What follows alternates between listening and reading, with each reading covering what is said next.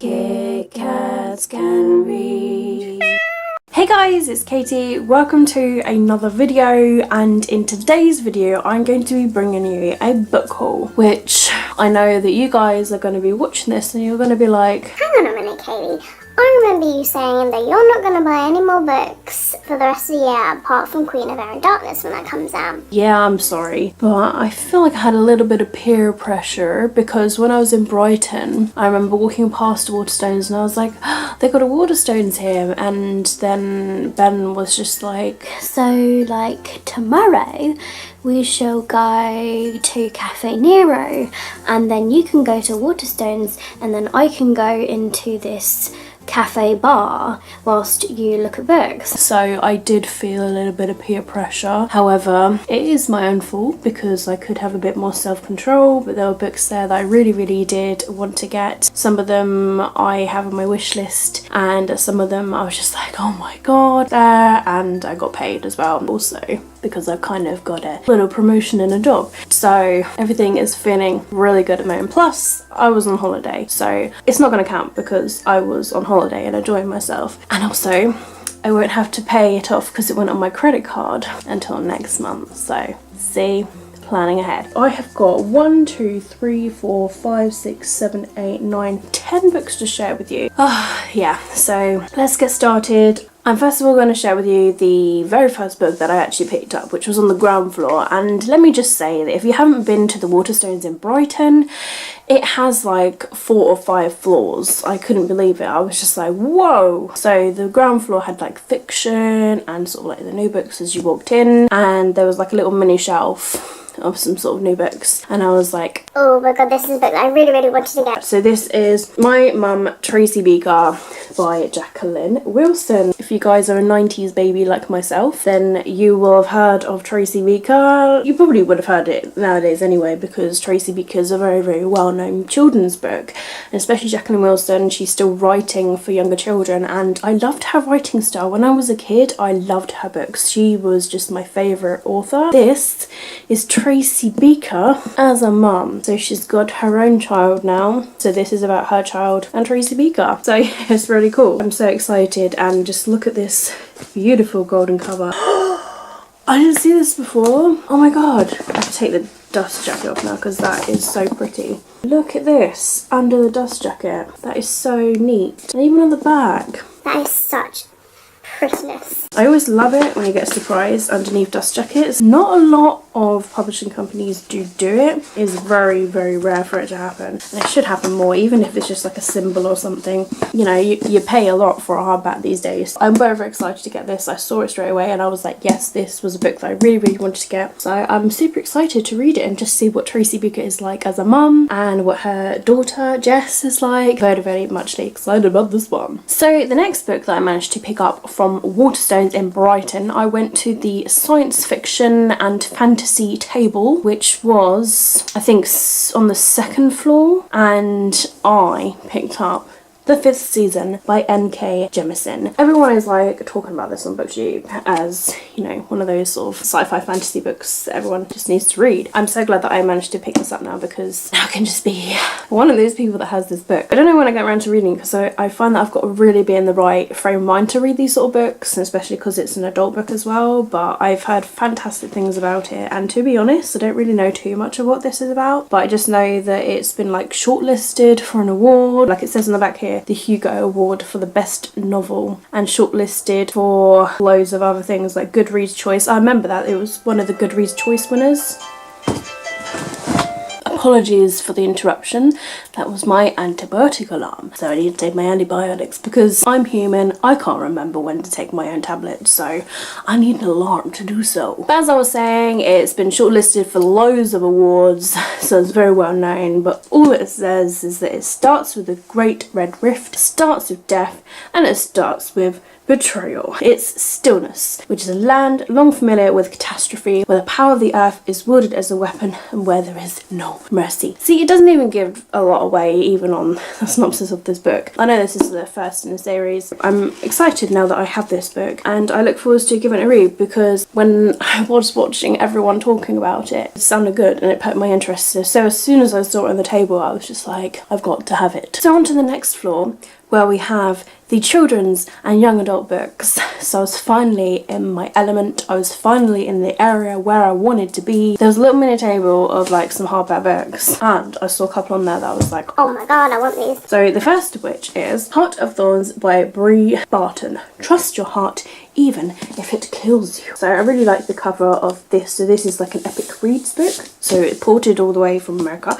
So this is the hardback book. So I'm just going to flip underneath to see if there's anything nice. But it does have a really gorgeous spine, which I've just discovered right here. This is about Mia Rose, who wants only one thing: revenge against the Gwirach who killed her mother. In a world where only women can possess magic, every woman is suspected of having it. Half girl, half god Gwirach are feared, reviled and hunted. After training under her father and his infamous hunters, Mia is determined to scour the four kingdoms to enact the Hunter's Creed. Heart for a heart, life for a life. That's all I'm going to sort of like say on that, but it sounds like a really interesting sort of take on a fantasy. On the back here there's a quote from Stephanie Garber saying it's a fantastical feminist fairy tale full of love, mystery and sisterhood and severed hands. I'm very, very excited to read this book. It sounds really interesting, so if you guys have read this, please do let me know down below in the comments of what you managed to think about it. I'm very, very highly aware that my neighbour over there in that direction, he's got his window open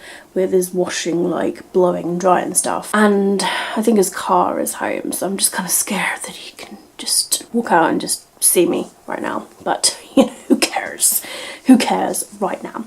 So the next book that I picked up from that very, very same table was These Rebel Waves by Sarah Rush. Look at the cover to this book. That is so freaking gorgeous. Look, it's all black on the inside. Already it feels like a dark sort of story. Green. So nothing like surprising underneath. Eduluna is a soldier. 5 years ago, she helped the magic-rich island of Grace Lorraine overthrow its oppressor Argrid, a country ruled by a religion. But adjusting to post-war life has not been easy. When an Argridian delegate vanishes during the peace talks with Grace Lorraine's new council, Argrid demands brutal justice, but Lou suspects something dangerous is at work. It does sound really dark, and the cover is just so dark. It's just black all over, but I love the colour black. It says on the back here, a revolutionary, a raider and a prince will fight for their countries and their families and themselves, or they will face a war that could destroy the world as they know it. And there's a quote on the back here from Evelyn Skye, who is the author of The Crown's Game. It says it's They say it's full of mesmerising magic, political intrigue, plotted in the dark grottos and a cast of sharp-witted rogues. It will swashbuckle its way into your heart and never let go. They've outdone themselves with this new series and you won't want to put it down. So it sounds interesting, and I'm really, really excited about it, especially as it's kind of a new release. So I do look forward to reading it when I get around to it. And then they have their usual buy one get one half price table in Waterstones. I picked up one book because this book was on my wish list, and this is The Light Between Worlds by Laura Weymouth. Now this is the UK paperback cover edition. There is an American one which I think is just very, very gorgeous, but to be honest they're both really pretty, because look on the inside, it's gorgeous, it's pretty. Like, they are both pretty in their own ways. So this book I'm very, very highly anticipating. 6 years ago, in wartime London, two sisters, Evie and Philippa, were transported to a magical realm where they became the Woodland Queens. Then they returned to the real world, and they've got to come to terms with their ordinary lives. So for Evie, it's unbearable, and Philippa, it is a relief.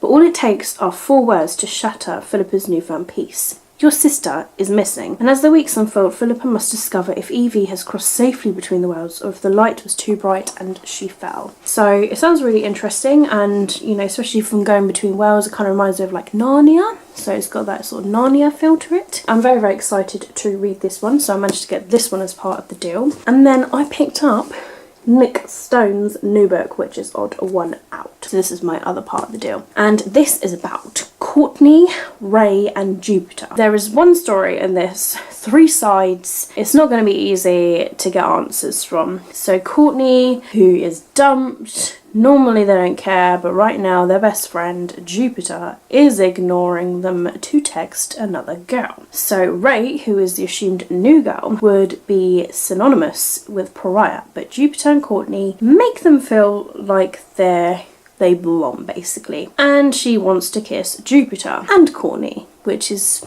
a bit confusing for her. And then Jupiter, who, the only thing worse than losing the girl you love to a boy is losing her to your boy, which means losing him too. It's kind of interesting. I haven't really heard anybody really talk about this. As you can see on the front, we have 2 girls and 1 guy, and they're of colour as well, which is great. So this is definitely one of those diverse sort of books. So I'm really excited about that. So I got these 2 as part of that deal. And then I went to look at the bookshelves of like where it says teen fiction. So I started from alphabetical order A all the way to Z. So the first one that I picked up was Nowhere Else But Here by Rachel Cotton. What if the missing person is your missing piece? There we go. Yes, a very cheesy romantic cover, but I love my cheesy romantic books. So this is about Rose, who is always played by the rules, and now it's time to break them. Life is easier when you stay away from other people, and Rose knows that, but some people are impossible to ignore. Take Theo Lockhart. He is handsome, funny and beyond intriguing, and a mystery. One night, the mystery deepens. Theo turns up on Rose's doorstep, desperate to hide out at her house. He is keeping secrets and Rose has a million questions.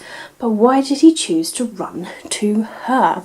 So I want to know what this mystery is. I'm really intrigued. And I remember seeing this book around, so I think this is kind of a new release actually. And there's a quote by Chloe Sagar saying it's a dreamy romance. So I'm looking forward to reading this one. And then I picked up a book that I hadn't heard of before, and that is The True Colour of Forever by Carrie Firestone. It looks really cute with all of the origami swans that are here, so I think that's like really cool. So it says, one summer, one moment, new friends and one crush. Sadie works at her summer job, winning something exciting to happen. When it does, in a split second, everything then changes. Overnight, Sadie becomes a YouTube sensation, and in the midst of her unexpected fame, she meets 4 new best friends, and one makes her stomach flip. As they embark on a journey together, they realise that they have the power to change their lives. But when the choices that they make mean so much, can new friendships and first love last forever? So it sounds like a really interesting book about love and friendship, and I haven't heard of it before, but I just really like the sound of it, like especially the YouTube sensation side of it. So I'm looking forward to reading that when I get round to it. Next of all, I very luckily managed to find Ramona Blue by Julie Murphy, which I've had amazing things about, especially Drums of Autumn. She raves about this book so much. Because I've been hearing good things about it, I had to get it. So Julie Murphy, she's also the author of Dumpling, which I do own as well, and I've heard really good things about that. I haven't read a book by Julie Murphy before, so I feel like I need to. I know that there is diverse rep in her books, and this book is definitely about somebody who is confused with their sexuality. So she knows that she likes girls, and then her childhood friend Freddie returns home. She starts swimming, and then she soon starts to fall and have feelings for this Freddie person. So she's getting mixed feelings. This is kind of like a book that's about someone discovering their feelings and their identity and that sort of thing. Sounds really good and really interesting. It's actually quite chunky. I didn't realise it was going to be like this chunky, but I look forward to reading it at some point and hopefully enjoying it as well as everybody else. And the last physical book that is in this haul is American Street by Ibby's Boy,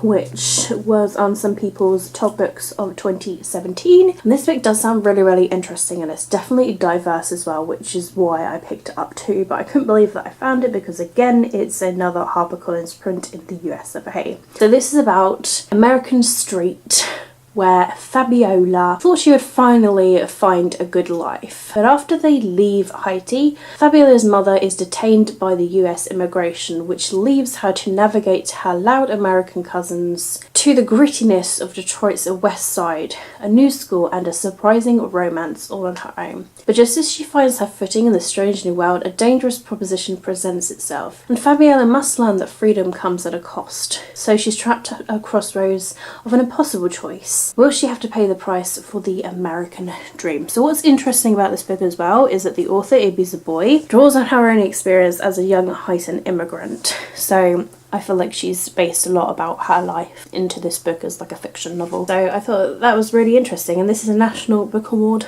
finalist. So that's really interesting. There's loads of reviews on the back saying that it's chilling, evocative and reaffirming, filling her page with magic, tragedy and hope. She urges to examine the American dream to see if there is room within it to hold the ones we love. It's fierce and beautiful, self-assured, elegant and utterly captivating, brimming with culture, magic, warmth and abashed rawness. Zoboi's storytelling gifts ensnare from page 1. So those are really good positive reviews there. I've now got it as a physical book, so I do have it as an ebook, but I do like holding my physical books. So when I saw it, I was like, it's really cool and really interesting that Waterstones does import American imprints as well. It's really good because I like to buy the American imprints, and I'm probably one of the people that does, so I do fund that sort of thing about it. So have it guys, those are the 10 books that I managed to purchase from Waterstones in Brighton. Let me know down below in the comments if you guys have read any of these books and what you managed to think of them. If there's any books that you think that I should read from that pile, then let me know as well, because I always like to know your thoughts, or any books that you think sound interesting to add to your TBR as well. I hope you guys have managed to find some books for yourselves. But if you have enjoyed this video, then please do give it a thumbs up just so that I know, and I hope you guys are having an absolutely fantastic day wherever you are. All of my social media links will be linked down below in the description if you'd like to follow me elsewhere, especially on Twitter, Instagram, Goodreads. All those links will be down below. If you are new to my channel, if you like to see more of my videos, then feel free to click on the subscribe button. I upload videos all the time and they're all over the place, so there's no specific actual schedule like some people do. I just literally upload whenever I feel comfortable to upload, which is the way that it should be sometimes. So thank you very much for watching my video. As always, keep smiling, keep reading and be happy. My name is Katie and I will see all of you wonderful awesome people in my next video. Bye!